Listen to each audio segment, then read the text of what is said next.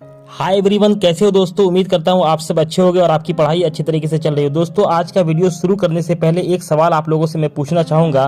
क्या 66वीं बीपीएससी की जो परीक्षा हुई है उसके सभी 150 सवाल और उसके बोर्ड के द्वारा माने गए जवाब का मैं एक वीडियो लेकर के आऊँ 15 से 20 मिनट के बीच में आप लोगों को सारे सवाल और उसके सही जवाब मैं बता दूंगा, ताकि आप लोगों को ये एक आइडिया हो जाए, रफ आइडिया कि परीक्षा में किस तरह के सवाल पूछे जाते हैं। दोस्तों, जवाब भी मैं इसलिए बताऊंगा क्योंकि बहुत सारे आंसर की में जो जवाब दिया हुआ रहता है और बोर्ड के पास से जो जवाब आता है उसमें बहुत सारा डिफर होता है। इसलिए कभी कभी हम लोग कुछ सवाल के गलत जवाब ही याद कर लेते हैं। इसलिए मैं बोर्ड के द्वारा जो माना गया जवाब है उस जवाब के साथ आपको सारे क्वेश्चन प्रोवाइड कराऊंगा। 150 क्वेश्चन एक ही वीडियो में 15 से 20 मिनट का वो वीडियो होगा। आप लोग उसको देख करके परीक्षा में पूछे जाने वाले सवाल का अंदाजा लगा सकते हैं। अगर आप लोग चाहते हैं कि मैं ऐसा वीडियो बनाऊं तो प्लीज कमेंट बॉक्स में जरूर लिखें। चलिए आज की वीडियो को शुरू करते हैं। दोस्तों, आज का हमारा बहुत ही इम्पोर्टेंट टॉपिक है कि बीपीएससी के लिए कोचिंग की क्या ज़रूरत है या फिर बिना कोचिंग के बीपीएससी की तैयारी की जा सकती है या नहीं। दोस्तों, आम तौर पे सामान्यतः हमारे मस्तिष्क में ये सवाल तभी उत्पन्न होता है जब हम कोचिंग करने में आर्थिक रूप से समर्थ नहीं होते हैं या फिर हमारा परिवार आर्थिक रूप से समर्थ नहीं हो पाता है, या फिर मैं दिल्ली नहीं आ पाता हूँ, या फिर पटना या प्रयागराज जैसे बड़े शहरों में नहीं जा पाता हूँ। तो हम इस तरह की चीज़ों के बारे में सोचते हैं कि हमें कोचिंग करनी चाहिए या नहीं, या फिर आर्थिक रूप से हम अगर कमज़ोर होते हैं तो सोचते हैं कि बिना कोचिंग अगर तैयारी हो पाती तो वो ठीक था।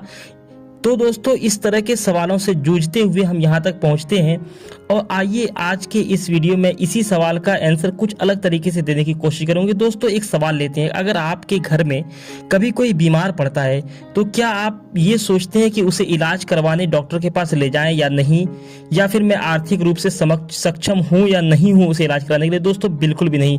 आप कहीं से भी किसी भी तरीके से इंतजाम करके उन्हें डॉक्टर के पास जल्द से जल्द ले जाते हैं और उसे उसी डॉक्टर के पास ले जाते हैं जो उस रोग के स्पेशलिस्ट होते हैं। तो दोस्तों, इस सवाल का मतलब ये है पूछने का कि जो वजह सोच करके आप लोग कोचिंग करना चाहते हैं या कोचिंग से डरते हैं, आर्थिक स्थिति को देखते हुए ये क्राइटेरिया बिल्कुल गलत है। दोस्तों, मैं आप लोगों को ये बताना चाहता हूँ कि अगर आपको लगता है कि आपको कोचिंग की आवश्यकता है, आप बगैर कोचिंग के बीपीएससी की तैयारी नहीं कर सकते हैं, तो फिर आपको आर्थिक रूप से इसके लिए सक्षम होना पड़ेगा।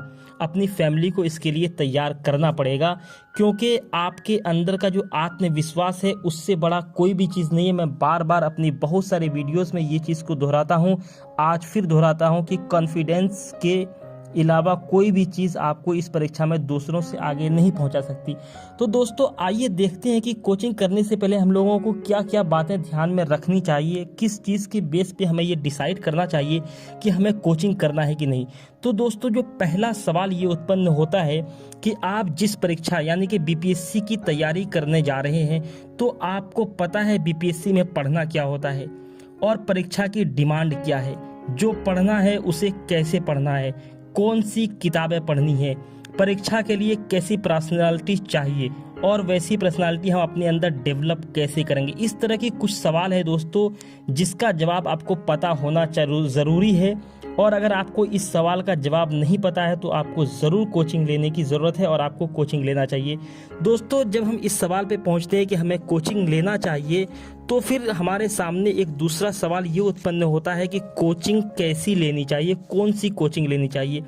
क्योंकि आम तौर पर दोस्तों 3 तरह की कोचिंग होती है। पहला ये होता है दोस्तों, कोई भी कोचिंग इंस्टीट्यूट, जैसे दिल्ली में जाकर के आप क्लास करें, आप पटना जाके क्लास करें, आप प्रयागराज जैसे बड़े शहरों में जाकर के क्लास करें, या और भी किसी बड़े शहर में जाकर के आप क्लास करें। ये पहला तरीका होता है दोस्तों कोचिंग लेने का।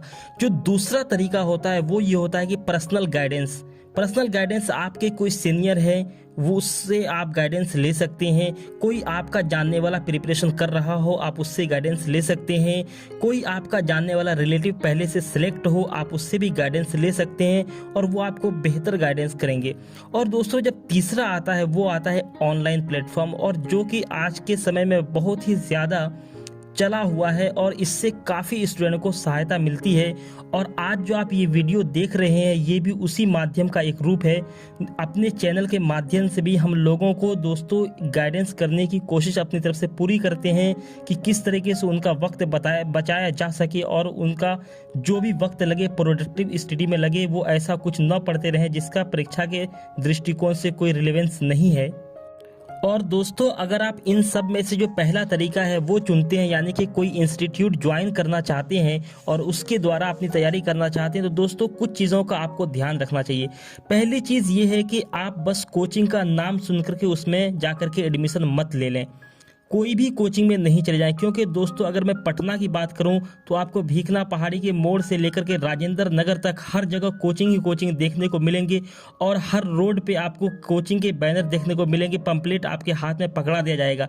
दिल्ली की बात करें दोस्तों, मुखर्जी नगर के किसी भी गली में किसी भी चौराहे पे चले जाए, आपको पीछे से कौन हाथ पकड़ के कोचिंग के द्वार तक लेके चला जाएगा कहना मुश्किल है। चाहे फिर ओल्ड राजेंद्र नगर की ही बात क्यों न कर लें। इस तरीके से दोस्तों हर जगह, और प्रयागराज में भी उसी तरीके से दोस्तों हर जगह कोचिंग का जमावड़ा लगा हुआ है। आप कोई भी नाम ले लें, उस नाम से आपको कोचिंग बड़े बड़े शहरों में देखने को मिल जाएंगे। और किसी भी नाम में चमकते हुए बैनर के पीछे दोस्तों क्या हो रहा है आपको इसका बिल्कुल भी अंदाजा नहीं है। इसलिए अपना कीमती वक्त और रुपया देने से पहले आप अच्छी तरीके से जांच परख कर लें कि आप कौन से कोचिंग से जुड़ रहे हैं। क्योंकि दोस्तों अगर 1 मिनट के लिए रुपया को हम साइड भी कर लें तो आप अपना वक्त और अपना करियर उनको सौंप रहे हैं। इसलिए आपको बिल्कुल सावधानी के साथ अपने वक्त का सही इस्तेमाल करते हुए सही कोचिंग का चयन करना बहुत ज़रूरी है, और जो कि आज के समय में बहुत ही डिफिकल्ट भी है। और दोस्तों अगर आप कोचिंग करते भी हैं तो एक चीज़ का ख्याल रखिएगा कि आपको सेल्फ स्टडी तो करनी ही होगी, इसका कोई विकल्प कहीं पे भी नहीं है। कोचिंग वाले आपको सही रास्ता बताएंगे, लेकिन आपको उस पर चलना ही होगा, और जो उस रास्ते पे चलेगा दोस्तों सफलता उन्हीं को प्राप्त होगी। दोस्तों आइए अब उन विद्यार्थियों की चर्चा कर लेते हैं जो कोचिंग किसी भी वजह से प्रॉपर कोचिंग नहीं ले पा रहे हैं या फिर किसी इंस्टीट्यूट को ज्वाइन नहीं कर पा रहे हैं, तो उनके लिए ये सफ़र कैसा रहेगा। दोस्तों मैं आपको बिल्कुल क्लियर ये कहूँगा कि जो भी कोचिंग नहीं लेते हैं उनके भी अपने प्रोस और कॉन्स हैं। अगर उनके फ़ायदे की बात करें, उनका फ़ायदा ये है कि उनका बहुत सारा वक्त बच जाता है और वो अपने मन के मुताबिक किसी अच्छे इंस्टीट्यूट का मटेरियल पढ़ सकते हैं। किसी सब्जेक्ट के लिए किसी टीचर का, किसी और सब्जेक्ट के लिए किसी और टीचर का वो पढ़ सकते हैं। किसी चीज़ को हिंदी मीडियम में, किसी चीज़ को इंग्लिश मीडियम में पढ़ सकते हैं। करेंट अफेयर की जो मैगजीन वो चाहते हैं वो पढ़ सकते हैं। दोस्तों जब आप कोचिंग ज्वाइन करते हैं तो आपको सारे चीज़ पे उसी के निर्भर रहना पड़ता है, तो ये एक तरह से आपके लिए एक बाउंड्री क्रिएट हो जाती है और इसमें आपको बहुत सारे चीज़ों का फैलाव मिलता है, चॉइसेस मिलते हैं। और दूसरी ये कि आपको पैसे का तो बचत होता है, उस पैसे से आप पढ़ाई के लिए अच्छा रूम ले सकते हैं, अच्छे लाइब्रेरी का ज्वाइन कर सकते हैं, इंटरनेट कनेक्शन ले सकते हैं। इस तरह के बहुत सारे फ़ायदे आपको मिलते हैं और आपका वक्त तो बचता है, जो सबसे बड़ा एसेट है आज के टाइम पे दोस्तों। और दोस्तों अगर आप कोचिंग नहीं करते हैं तो एक बात आप गांठ बांध लें, आपको औरों से ज़्यादा मेहनत करना पड़ेगा। मेहनत से आप डरेंगे नहीं बिल्कुल भी, और आपको खुद से मटेरियल को इकट्ठा करना पड़ेगा। किस सब्जेक्ट के लिए कौन सी टीचर बेहतर है, किस टीचर के मटेरियल से अच्छे मार्क्स आते हैं, ये सारी चीज़ों का अंदाज़ा आपको खुद से और ऑनलाइन भी लगाना होगा। दोस्तों इस तरह की बहुत सारी चीज़ें हैं जो आपको खुद से करनी होगी, आपके लिए कोई करके नहीं देगा। और एक चीज़ दोस्तों आप लोग हमेशा ख्याल रखिएगा, बहुत सारे लोग कोचिंग नहीं करते हैं तो वो बस ये चाहते हैं कि हमको किसी टॉपर का, किसी सीनियर का कॉपी मिल जाए, उनका नोट से मिल जाए और उसी को मैं पढ़ूंगा। दोस्तों ये तरीका भी गलत है। आपको खुद से मटेरियल इकट्ठा करना चाहिए, उसमें खुद से वैल्यू एडिशन करना चाहिए। हर साल परीक्षा का नेचर बदल रहा है दोस्तों, इसलिए आपको किसी पे भी डिपेंड नहीं रहना चाहिए। डिपेंडेंसी पे दोस्तों एक बहुत ही इंपॉर्टेंट वीडियो मैं जल्द लेकर के आऊँगा। आज की वीडियो में बस इतना ही आप लोगों को मैं बताना चाह रहा था कि कोचिंग कब करें, कब न करें, कोचिंग ना करें तो आप कैसे तैयारी कर सकते हैं। दोस्तों जब आप कोचिंग नहीं करते हैं तो आपको ऑनलाइन सोर्सों पे थोड़ा ज़्यादा अपने आप को एम्फेसाइज करना पड़ता है, इसीलिए और उसी का एक प्रयास मेरा भी ये चैनल है। यहाँ पे आपको बीपीएससी से जुड़ी छोटी से लेकर के बड़ी तक हर सवाल का जवाब मिलेगा। धीरे धीरे हम हर टॉपिक पे इंपॉर्टेंट वीडियो बनाते जा रहे हैं, और जिस भी टॉपिक पे आप वीडियो चाहते हैं प्लीज़ उसे कमेंट बॉक्स में लिखें और इस पर जल्द से जल्द वीडियो बनाया जाएगा। और दोस्तों कुछ लोगों का ये सवाल भी था कि क्या हमें पटना दिल्ली में जाकर के तैयारी करनी चाहिए या घर पर रहनी चाहिए, उस पर दोस्तों मैं एक वीडियो बनाऊंगा। लेकिन शॉर्ट में अगर मैं कहूँ तो उनसे ये कहना चाहूँगा, जैसा कि अभी कोविड का दौर चल रहा है, अगर आपका घर पढ़ाई के लिए फेमिलियर है, अगर पढ़ाई घर पे रहते हुए अच्छे तरीके से आप कर पाते हैं तो इससे बेहतर जगह अभी कोई भी नहीं है। क्योंकि आप कहीं भी जाएंगे सारे कोचिंग संस्थान बंद हैं, बाहर में बहुत सारी अनसर्टेनिटी आज के दौर में है दोस्तों, इसलिए घर से सेफ कुछ भी नहीं है। हाँ, जब अगर सिचुएशन सही होगा तो फिर हम लोग बाहर आने के बारे में सोचेंगे, फिर तो दिल्ली या पटना जो भी आपके हिसाब से कंफर्ट होगा वो आप देखेंगे, लेकिन अभी के लिए घर से बेहतर कुछ भी नहीं है। दोस्तों आज की वीडियो में इतना ही, थोड़ा वीडियो लंबा हो गया इसके लिए मैं माफ़ी चाहूँगा। जय हिंद, बाय।